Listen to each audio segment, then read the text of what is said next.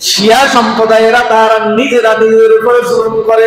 ফরমায়ের সময় বলি قال النبي صلى الله عليه وآله وسلم ليس منا من ضرب الخدود وشق الجيوب ودعا بدعوة الجاهلية رواه البخاري বুখারীর বর্ণনা এসেছে রাসূল আকরাম সাল্লাল্লাহু আলাইহি ওয়া আলিহি ওয়াসাল্লাম বলেন, যে ব্যক্তি সুখে এবং দুঃখে চেহারায় সফে আঘাত করে, চেহারার মধ্যে মারে এবং সব্বায় আঘাত করে, নিজেকে ধ্বংস করে ফেললে দুঃখে, এবং জামার বুক ফেটে আপনার ফেলে জিরে, বুঝলেন না কথা, দুঃখে সহ্য করতে পারে, এরকম যদি কেউ করে রাসূল বলেন সে জাহিলিয়াতের যুগের ন্যায় করল, কোথায় হতাশ করে, রাসূল বলেন সে আমার দলভুক্ত নয়, সে আমার উম্মত নয়।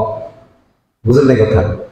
তার মানে এই হাদিস থেকে আমরা জানতে পারি, বুখারীর হাদিস, যে শিয়ারা যারা নিজেদের উপরে জুলুম করে, হুসাইন রাদিয়াল্লাহু তাআলা শাহাদাত বরণ করার কারণে, হুসাইন রাদিয়াল্লাহু তাআলা তলোয়ারের আঘাতে তিনি শহীদ হয়েছেন, আর হাসান রাদিয়াল্লাহু তাআলা বিষ খাওয়ার কারণে তিনি ইন্তেকাল করেছেন।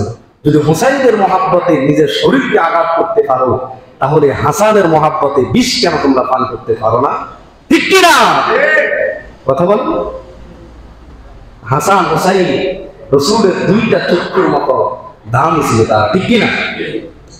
আপনি একটাকে প্রায়োরিটি দিলেন, আরেকজনকে আপনি দিলেন না, এটা কখনো আসল বন্ধুত্বের পরিচয় হতে পারে না।